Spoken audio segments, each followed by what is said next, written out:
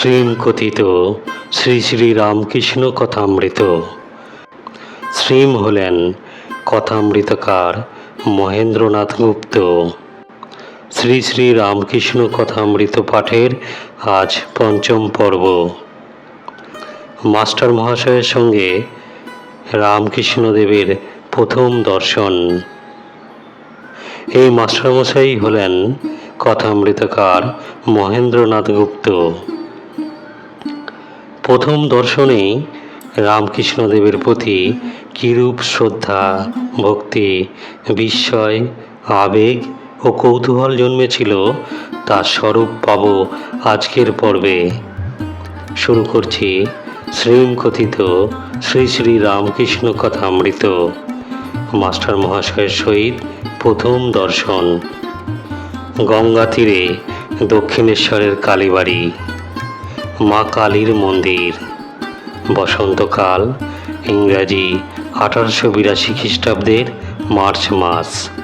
ঠাকুরের জন্মোৎসবের কয়েকদিন পরে শ্রীযুক্ত কেশব সেন ও শ্রীযুক্ত জোসেফ কুক সঙ্গে 23শে ফেব্রুয়ারি বৃহস্পতিবার 12ই ফাল্গুন 1288 শুক্লা ষষ্ঠী। ঠাকুর স্টিমারে বেড়াইয়াছিলেন। তাহার কয়েকদিন পরে সন্ধ্যা হয় ঠাকুর রামকৃষ্ণের ঘরে মাস্টার আসিয়া উপস্থিত। এই প্রথম দর্শন। দেখিলেন এক ঘর লোক নিস্তব্ধ হইয়া তাহার কথামৃত পান করিতেছেন। ঠাকুর তক্তপোষে বসিয়া পূর্বাশ্ব হইয়া সহস্র বদনে হরিকথা কহিতেছেন। ভক্তরা মেঝেই বসিয়া আছেন। মাস্টার দাঁড়াইয়া অবাক হইয়া দেখিতেছেন। তাহার বোধ হইল যেন সাক্ষাৎ সুখদেব ভগবত কথা কহিতেছেন, আর সর্বতীর্থের সমাগম হইয়াছে। অথবা যেন শ্রীচৈতন্য পুরীক্ষেত্রে রামানন্দ স্বরূপাদি ভক্ত সঙ্গে বসিয়া আছেন ও ভগবানের নাম গুণকীর্তন করিতেছেন। ঠাকুর বলিতেছেন, যখন একবার হরি বা একবার রাম নাম করিলে রোমাঞ্চ হয়, অশ্রুপাত হয়, তখন নিশ্চয়ই যেন যে সন্ধ্যাদি কর্ম আর করতে হবে না। তখন কর্মত্যাগের অধিকার হয়েছে, কর্ম আপনা আপনি ত্যাগ হয়ে যাচ্ছে। তখন কেবল রাম নাম কি হরিনাম কি শুদ্ধ ওঙ্কার জপলেই হয়। আবার বলিলেন, সন্ধ্যা গায়ত্রীতে লয় হয়, গায়ত্রী আবার ওঙ্কারে লয় হয়। মাস্টার সিধুর সঙ্গে বরাহনগরে এই বাগানে ও বাগানে বেড়াইতে বেড়াইতে এখানে আসিয়া পড়িয়াছেন। আজ রবিবার, অবসর আছে, তাই বেড়াইতে আসিয়াছেন। শ্রীযুক্ত প্রসন্ন বাণিজ্যের বাগানে কিয়ৎক্ষণ পূর্বে বেড়াইতেছিলেন। তখন সিধু বলিয়াছিলেন, গঙ্গার ধারে একটি চমৎকার বাগান আছে, সে বাগানে কি দেখতে যাবেন? সেখানে একজন পরমহংস আছেন। বাগানে সদর ফটক দিয়া ঢুকিয়াই মাস্টার ও সিধু বরাবর ঠাকুর শ্রী রামকৃষ্ণের ঘরে আসিলেন। মাস্টার অবাক হইয়া দেখিতে দেখিতে ভাবিতেছেন, আহা, কি সুন্দর স্থান, কি সুন্দর মানুষ, কি সুন্দর কথা। এখান হইতে নড়তে ইচ্ছা করছে না। কিয়ৎক্ষণ পরে মনে মনে বলিতে লাগিলেন, একবার দেখি কোথায় এসেছি, তারপর এখানে এসে বসব। সিধুর সঙ্গে ঘরের বাইরে আসিতে না আসিতে আরতির মধুর শব্দ হইতে লাগিল। এককালে কাঁসর, ঘণ্টা, খোল, করতাল বাজিয়া উঠিল।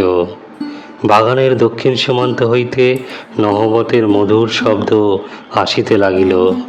সেই শব্দ ভাগীরথী বক্ষে যেন ভ্রমণ করিতে করিতে অনতি দূরে গিয়া কোথায় মিশিয়া যাইতে লাগিল। মন্দ মন্দ কুসুম গন্ধ বাহী বসন্ত আনিল। সবে জ্যোৎস্না উঠিতেছে, ঠাকুরদের আরতি যেন চতুর্দিকে আয়োজন হইতেছে। মাস্টার দ্বাদশ শিব মন্দিরে, শ্রী শ্রী রাধাকান্তের মন্দিরে ও শ্রী শ্রী ভবতারিণীর মন্দিরে আরতি দর্শন করিয়া পরম প্রীতি লাভ করিলেন।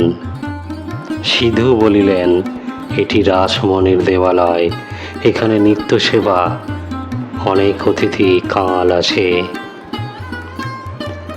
কথা কহিতে কহিতে ভবতারিণীর মন্দির হইতে বৃহৎ পাখা উঠোনের মধ্যে দিয়া পাদচারণ করিতে করিতে দুইজনে আবার ঠাকুর রামকৃষ্ণের ঘরের সম্মুখে আসিয়া পড়িলেন।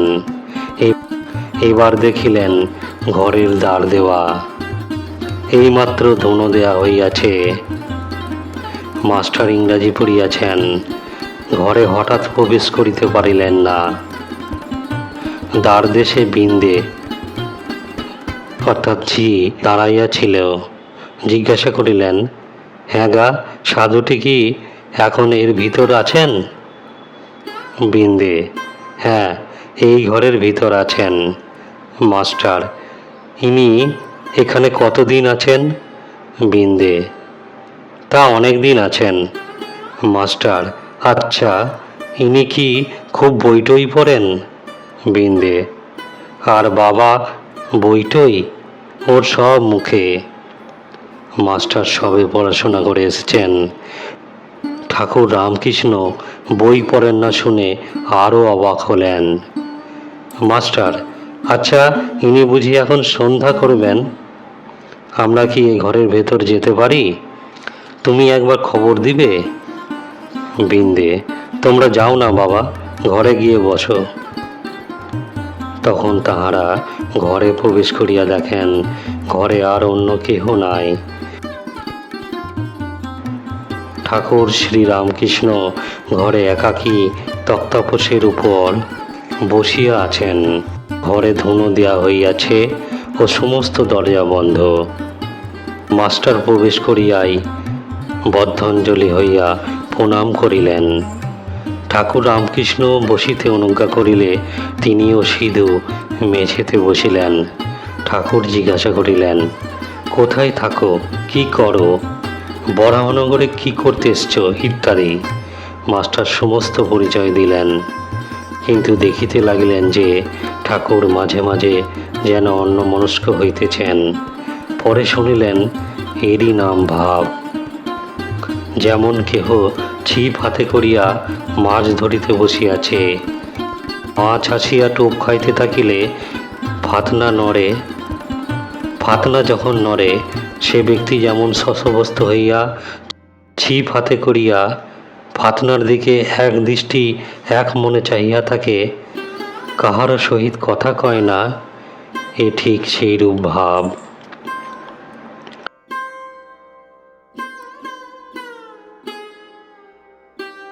শুনিলেন ও দেখিলেন ঠাকুরের সন্ধ্যার পর এইরূপ ভাবান্তর হয়। কখনো কখনো তিনি একেবারে বাহ্য শূন্য হন। মাস্টার, আপনি এখন সন্ধ্যা করবেন, তবে এখন আমরা আসি। শ্রীরামকৃষ্ণ ভাবাবস্থায়, না, সন্ধ্যা তা এমন কিছু নয়। আর কিছু কথাবার্তার পর মাস্টার প্রণাম করিয়া বিদায় গ্রহণ করিলেন। ঠাকুর বলিলেন, আবার এসো। মাস্টার ফিরিবার সময় ভাবিতে লাগলেন, এ সৌম্য কে, যাহার কাছে ফিরিয়া যাইতে ইচ্ছা করিতেছে? বই না পড়িলে কি মানুষ মহৎ হয়? কি আশ্চর্য, আবার আসিতে ইচ্ছা হইতেছে। ইনি বলিয়াছেন, আবার এসো, কাল কি পরশু সকালে আসিব।